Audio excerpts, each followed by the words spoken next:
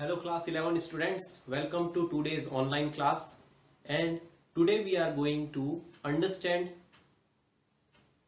displacement in nth second of motion। एक topic जो बहुत ही इंपॉर्टेंट है और थोड़ा सा ट्रिकी है समझने में, अलग है, कठिन नहीं है, अलग है, इसलिए इसके लिए मैंने अलग से एक सेशन रखा। आज हम लोग सिर्फ समझेंगे कि displacement in nth second of motion क्या होता है और इसके कुछ न्यूमेरिकल करके देखेंगे। So let us understand. First of all we already know कि डिस्प्लेसमेंट क्या होता है। Change in position is called displacement. ठीक, तो अब हम लोग एक ऑब्जेक्ट की बात करते हैं। Let us assume that a object is here right now. अभी ये ऑब्जेक्ट यहां पर है, इस पॉइंट ए पॉइंट पर है। कुछ देर बाद बी पॉइंट पे पहुंच जाएगा। टाइम टी के बाद वो इस पोजीशन में पहुंच जाएगा। तो हमें मालूम है कि डिस्प्लेसमेंट क्या हुआ, डिस्प्लेसमेंट एस हुआ। S is the displacement. अच्छा, अब ये कहानी कि ये ऑब्जेक्ट जब मूव करना चालू किया था अपने ए पोजीशन से बी पोजीशन की ओर, तो उसकी वेलोसिटी v थी। ठीक, u थी। u वेलोसिटी से वो इनिशियल वेलोसिटी से चालू किया था और इसको एक्सेलरेशन मिला था a। यूनिफॉर्म एक्सेलरेशन मिला उसको t समय के लिए और वो a पोजीशन से b पोजीशन में पहुंच गया। मतलब हमारी स्टोरी जो है वो कहां से चालू हुई? स्टोरी चालू हुई पोजीशन a से, पॉइंट a से एक ऑब्जेक्ट u वेलोसिटी से चालू किया चलना, उसमें एक्सेलरेशन a हुआ, t समय तक एक्सेलरेशन हुआ और b पॉइंट पर पहुंचकर हमारी कहानी खत्म हुई, जहां तक उसका डिस्प्लेसमेंट s हो गया। डिस्प्लेसमेंट s हो गया, है ना। ये हमने क्या किया, ये u a t s ये सब चीजें हम फॉर्मूले में यूज करते हैं, इसलिए मैंने u बताया, ऐसा बताया। अब ऑलरेडी हम जानते हैं कि सेकेंड इक्वेशन ऑफ मोशन बोलता है कि फॉर्मूला दिया है, क्या दिए, s is equal to U T plus half A T square. ठीक, ये फॉर्मूला हमें मिल चुका है, ये फॉर्मूला हमें पहले ही डिराइव भी कर चुका है, इसके ऊपर न्यूमेरिकल भी कर डाले। ओके, अब देखिए ये डिस्प्लेसमेंट इन nth सेकंड का मतलब क्या है। n की वैल्यू अभी नहीं मालूम, है ना, वेरिएबल है। nth का मतलब होता है, जैसे फॉर एग्जांपल मैं बोलूं डिस्प्लेसमेंट कितना दूर चला दूसरे सेकंड में, तीसरे सेकंड में, चौथे सेकंड में। अभी तक हम लोग जो बात करते थे ना वो था 2 सेकंड में, 3 सेकंड में, 5 सेकंड में, है ना। यानी जीरो से लेकर, यानी कि अभी तक हम लोग क्या बात करते थे, टी की जो वैल्यू रखते थे ना हम लोग, टी की वैल्यू यहां पर वो क्या रहता था कि जैसे एक ऑब्जेक्ट मूव किया, शुरू कहानी जहां से चालू हुई, टी इज इक्वल टू 0 से T is equal to 5 second, 3 second, 4 second, कुछ ऐसा रहता था। यहां से यहां तक टी जब 0 था से लेकर टी जब टी हुआ, मतलब क्या समय हुआ, जितना समय हुआ T is equal to T second तक कितना डिस्प्लेसमेंट हुआ, ये पढ़ते थे हम। अभी मैं जो पूछ रहा हूं वो बोल रहा हूं कि दूसरे सेकंड में, तीसरे सेकंड में, चौथे सेकंड में। मतलब मैं अगर बोलूं कि मान लो ए पॉइंट से बी पॉइंट तक ये मान लो 5 सेकंड लगाया, ठीक है, मैं यहां लिख देता हूं 5 second. I am just giving you an example. 5 second लगाया, 5 सेकंड लगे उसको यहां से यहां पहुंचने में, जिसमें उसको u इनिशियल वेलोसिटी से निकला, a एक्सेलरेशन हुआ, t टाइम लगा, s डिस्प्लेसमेंट हुआ। 5 सेकंड, यहां t की वैल्यू कितनी बन गई, 5 सेकंड, फिर 5 सेकंड। और मैं पूछूं कि जब तीसरा सेकंड रहा होगा, तीसरा सेकंड यानी कि 2 सेकंड बीत गए होंगे, और जब 2 सेकंड से 3 सेकंड में बना होगा, 2 सेकंड से 3 सेकंड के बीच में डिस्प्लेसमेंट कितना हुआ होगा, 2 सेकंड से 3 सेकंड के बीच में। तो फॉर एग्जांपल मैं अभी आपको यहां पर डायग्राम में बताता हूं। मान लो 1 सेकंड बीता तो यहां पे पहुंचा था, 2 सेकंड बीता तो यहां पहुंच गया था। ठीक है, अभी मैं पास बताना चाहता हूं। हाँ, 1 सेकंड बीता तो यहां पहुंचा, 2 सेकंड बीता तो यहां पे पहुंचा, ठीक, 3 सेकंड बीता तो यहां पे पहुंचा।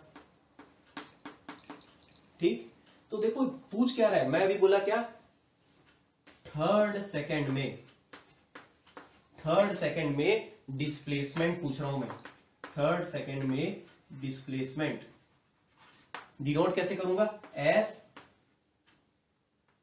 Third is equal to question mark.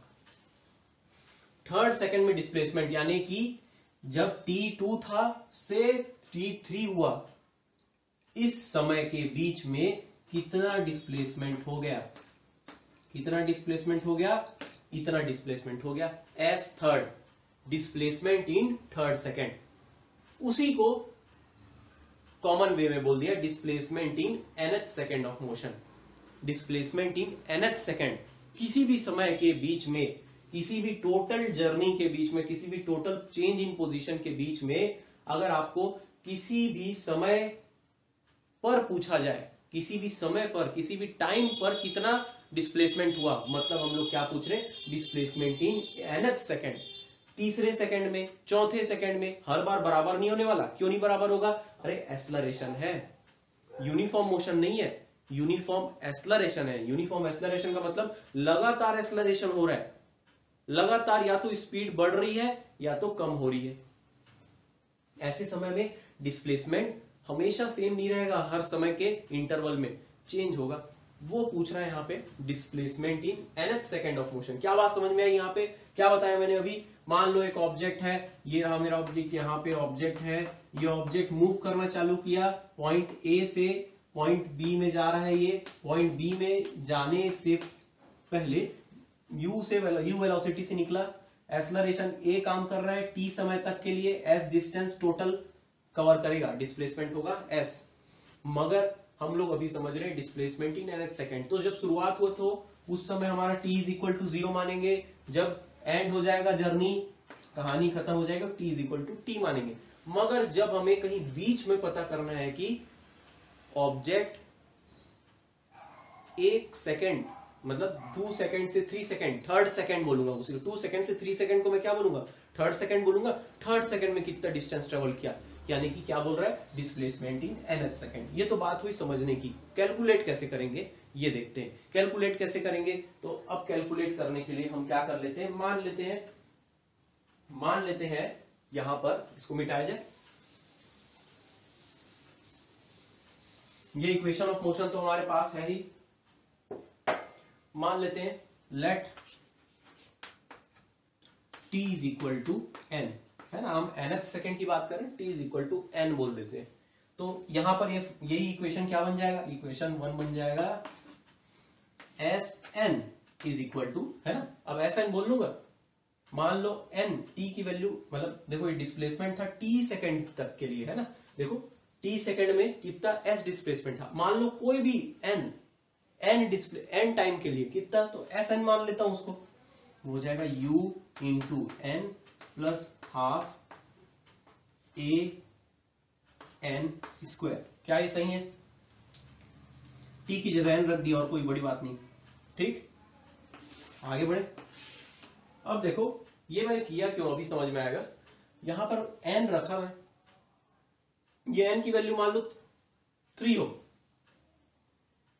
n की वैल्यू 3 हो, है ना। तो 3 सेकंड में कितना मूव किया पता चल जाएगा। यहां से 0 से लेकर 3 सेकंड में t की वैल्यू 0 से लेकर t की वैल्यू 3 सेकंड में कितना डिस्प्लेसमेंट हुआ, इस फॉर्मूले से पता चल जाएगा। अगर 3 रख दूंगा यहां वैल्यू, तो है ना, n की वैल्यू 3 रख दूंगा, तो ये ऑलरेडी वी नो दैट, है ना। But now I want to know कि displacement in now t is equal to n minus 1 रखता हूं मैं, ठीक, n माइनस 1। और रख क्यों रहा हूं ये भी बताता हूं। मुझे पता करना है थर्ड सेकंड में, अभी जो मैंने एग्जांपल लिया थर्ड सेकंड में, तो मैं क्या कर रहा हूं, 3 सेकंड का पता कर रहा हूं और एक कम 2 सेकंड में पता कर देता हूं और दोनों को माइनस कर दूंगा, तो मुझे पता चल जाएगा थर्ड सेकंड का डिस्प्लेसमेंट, है ना। मैं इसलिए क्या बोल रहा हूं, पहले तो n मान लिया t को, अब t को n माइनस 1 मान लेता हूं, जैसे 3 और 3 माइनस 1 2, है ना। तो अब मैं t माइनस 1 n माइनस 1 मान लिया, तो अब यही फॉर्मूला क्या बन गया, 1 कैसे बन गया, n minus 1 is equal to, है ना, यानी कि जो n रखे थे उससे एक कम वाला displacement is equal to u n minus 1 plus half a n-1 का होल स्क्वायर। ठीक है, ये बात सही है।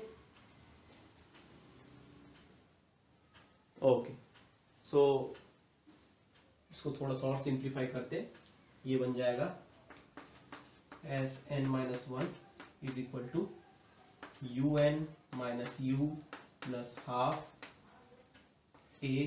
अच्छा ये देखो n-1 का whole square, what we can do about it, बहुत आसान, n square minus 2n plus 1, ये बन गया, isn't it? इस प्रकार से हो गया। ठीक, now what we can do, we can do some adjustment. यहाँ पे इसको एक काम करते हैं, यूं ही रहने देते हैं और आगे बढ़ते हैं। इसको ले लेता हूं मैं इक्वेशन, अच्छा ये इक्वेशन 1 ले लेता हूं, 2 ले लेता हूं और इसे इक्वेशन 3। ठीक, नाउ इक्वेशन 2 एंड 3 को देखो, इक्वेशन 2 और 3 को देखो, और यहां पर हम लोग क्या करते हैं, इक्वेशन 2 और 3 को हम लोग माइनस करते हैं। माइनस करने का क्या सोच है ये भी समझते हैं।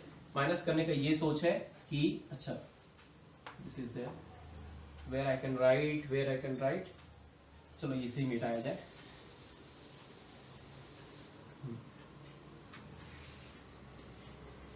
सबसे पहले हाँ, subtracting equation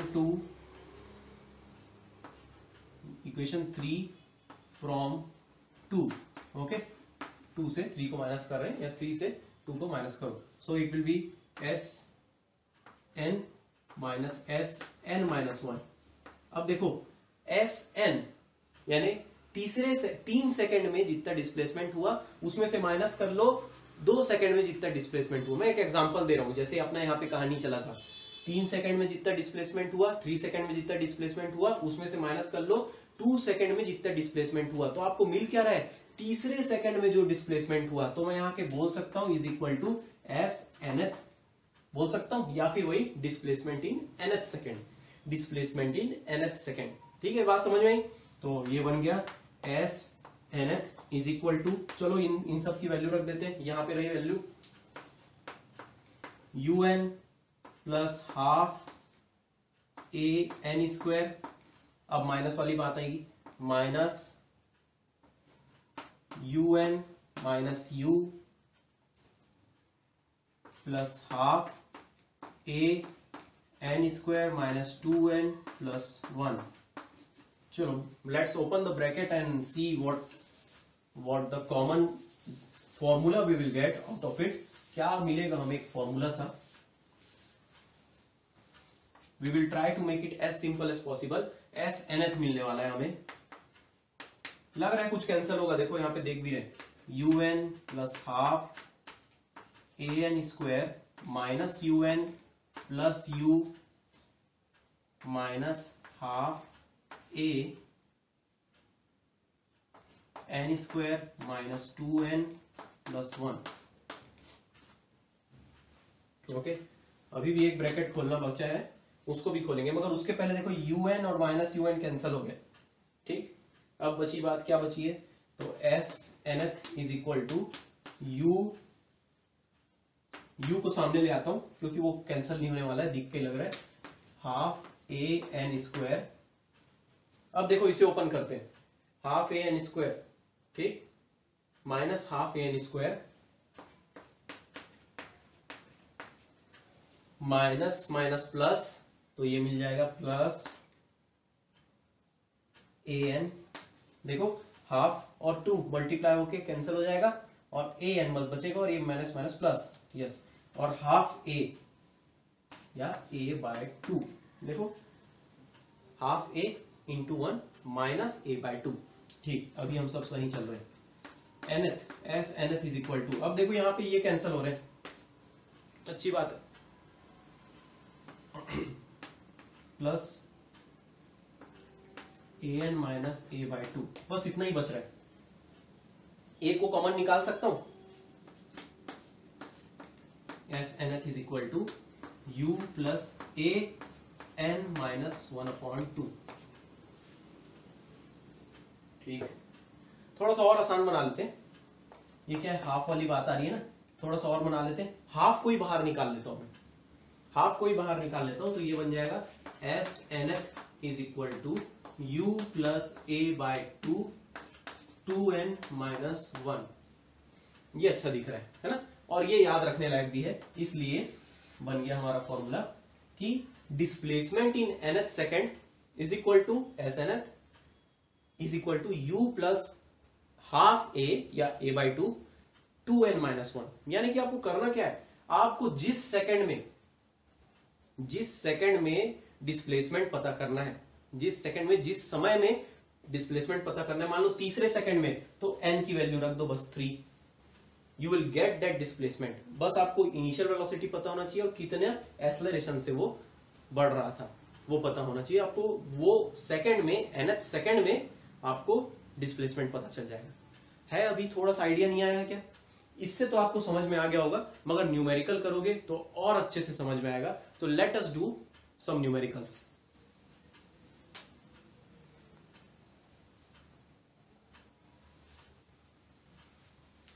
so here is this one question जो पूछ रहा है, एक object, an object starts to move, ये बात ध्यान देना कि वो स्टार्ट किया है मूव करना रेस्ट से, ठीक, at an initial speed of, no मैं गलत बोल दिया, मैंने क्या बोला, an object starts to move with initial speed of 17 metre per second. Okay, एक ऑब्जेक्ट है,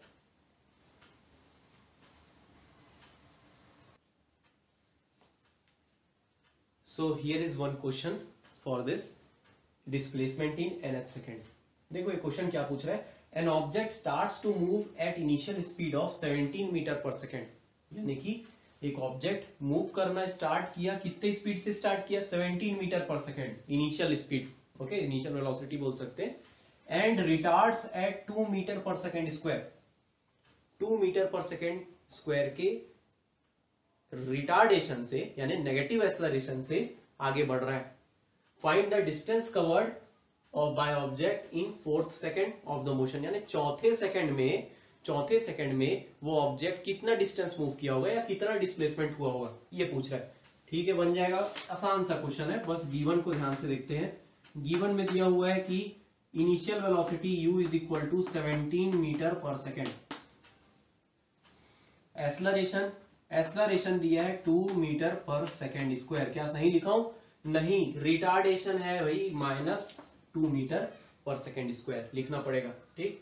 और देखो 4th सेकंड में पूछ रहा है, यानी n की वैल्यू को 4 दे दिए, सीधी बात बता देते हैं अभी से, n की वैल्यू, ये n क्या है, समय है, 4 सेकंड, 4th सेकंड में पूछा है ना, तो n की वैल्यू को हम 4 सेकंड ले लेंगे, ठीक। 4th सेकंड में कितना डिस्प्लेसमेंट हुआ है बोल रहा है, तो 2 फाइंड, मतलब s 4th is equal to question mark, है आसान, s 4th यानी displacement in 4th second.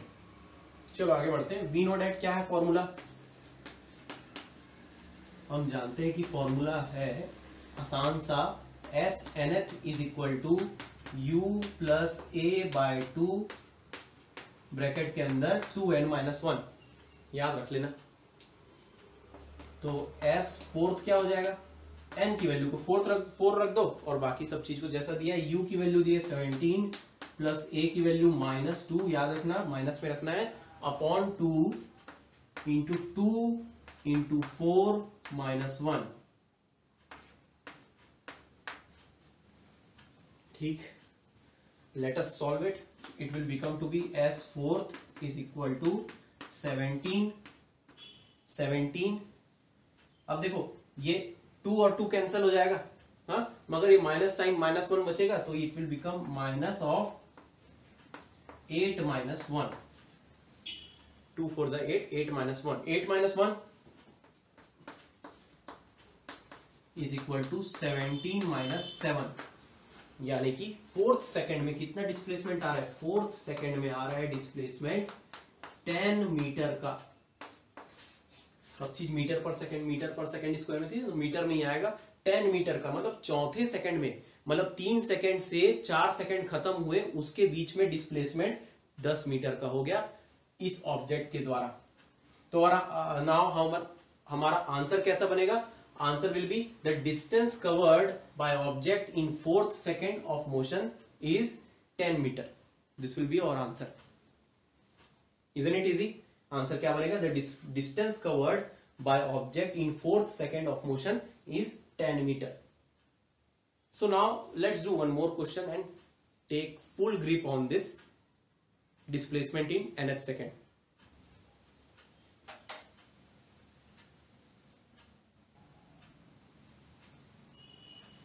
So here is one more question.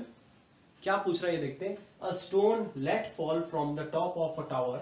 एक टावर की ऊंचाई से, टावर के ऊपर से एक स्टोन को, एक पत्थर को छोड़ा जाता है. Transverses a distance of 24.5 meter in the last second of its fall. ये है समझने की बात. बोल रहे हैं कि 24.5 मीटर ये स्टोन ट्रेवल करता है आखिरी सेकंड में. जब ये आखिरी सेकंड में, मतलब आखिरी मतलब उसके बाद में वो जमीन को टच कर देगा, उसके उस समय के बाद वो जमीन को टच कर देगा. तो जितना भी समय हुआ रहेगा आखिरी सेकंड में जो भी है आखिरी का सेकंड, वो 24.5 मीटर ट्रेवल करेगा उतने में. है ना, जबरदस्त चीज पूछा है, बहुत अच्छा क्वेश्चन है. और पूछ रहे हैं find the height of the tower. तो बताओ टावर का हाइट. तो क्वेश्चन को इस डायग्राम के थ्रू समझो. ये टावर से ऊपर से, मान लो एक टावर है, टावर के ऊपर से इस स्टोन को छोड़े. ठीक, स्टोन कुछ समय बाद जमीन को टच कर देगा, हम जानते हैं इतना. ठीक, ये टावर की हाइट हम मान लेते हैं h. टावर से जिस एस्लरेशन से गिरेगा ये स्टोन, वो क्या होगा? वो एस्लरेशन होगा g, जिसकी value 9.8 metre per second square होती है. We already know. ठीक, ये ऑब्जेक्ट ऊपर से जब हम छोड़े हैं तो उसकी इनिशियल वेलोसिटी को मैं 0 मीटर पर सेकेंड बोल सकता हूं. 0 मीटर पर सेकेंड बोल सकता हूं. यस, क्योंकि वो ऑब्जेक्ट स्टार्ट होगा रेस्ट से नीचे गिरना.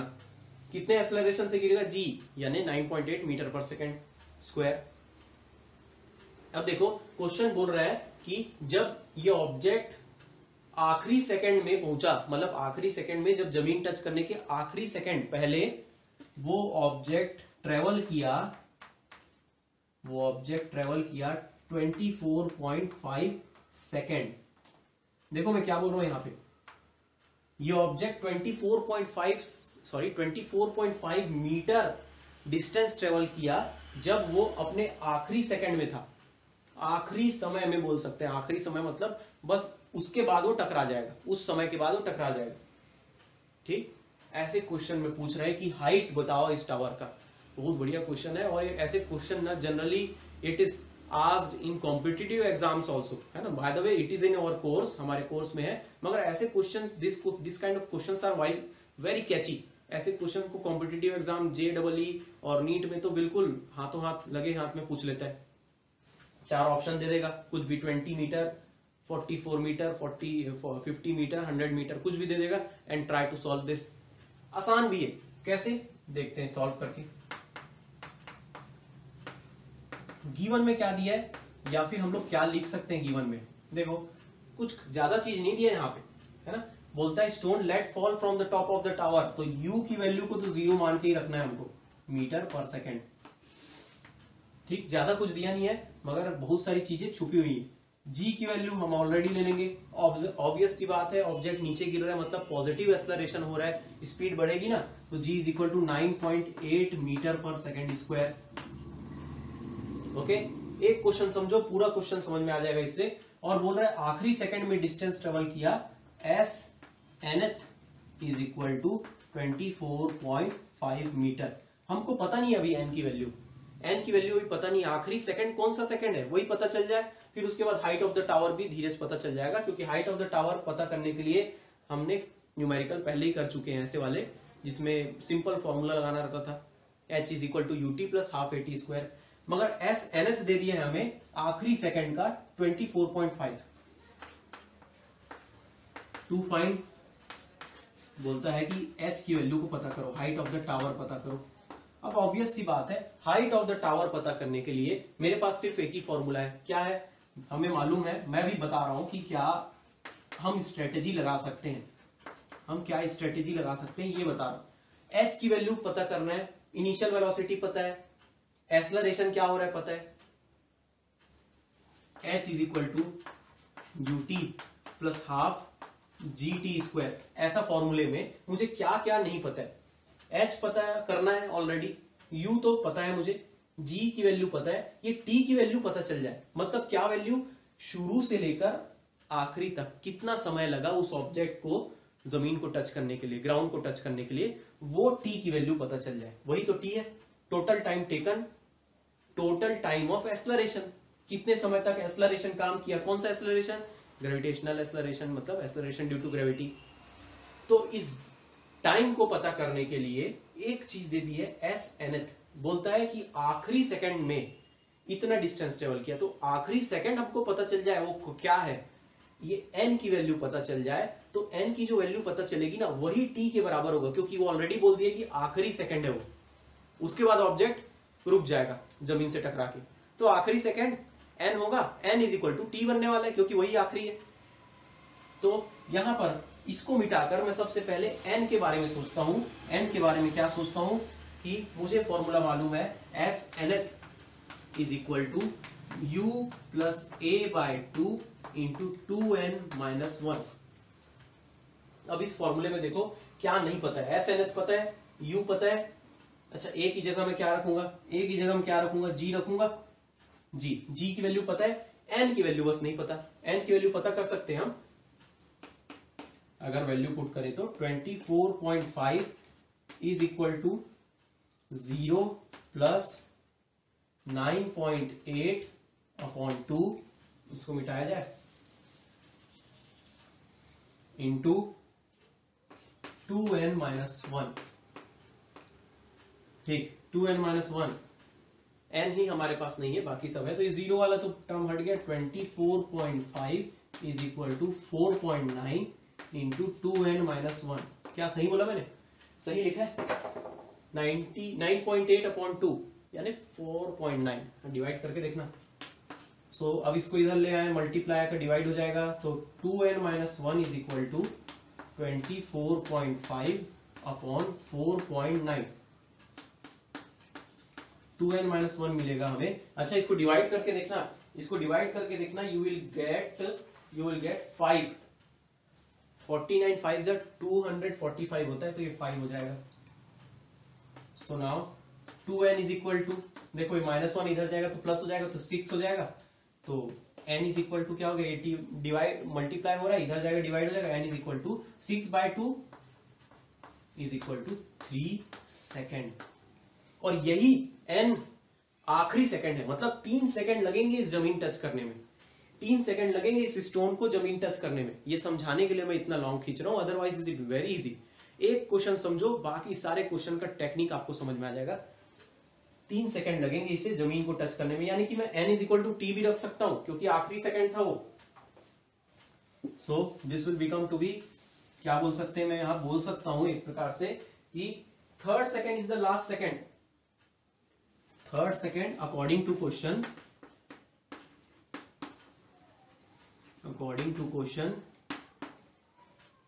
third second is the last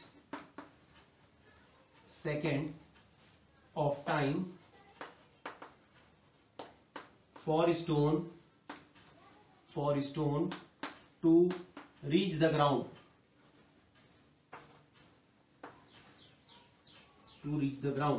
that is क्या, that is t is equal to n, यानी कि 3 second.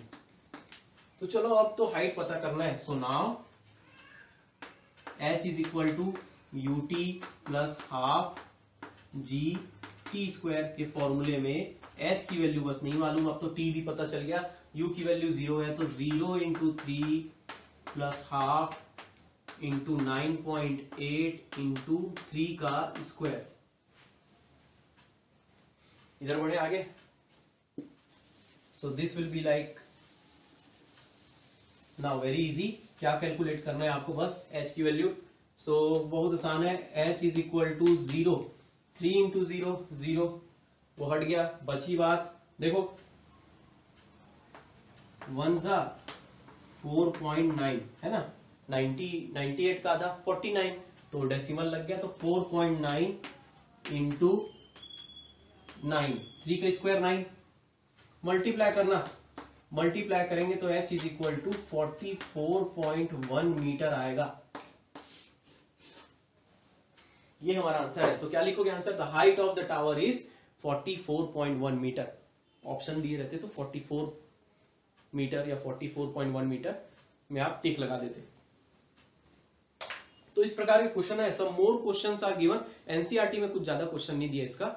Some more questions are given in some reference books, try to solve those question, this many questions are also enough and this is it for today. आज हम यही समझेंगे और next topic हमारा होगा relative velocity, जो कि इस चैप्टर का आखिरी टॉपिक होगा। So have a nice day, keep study and good day.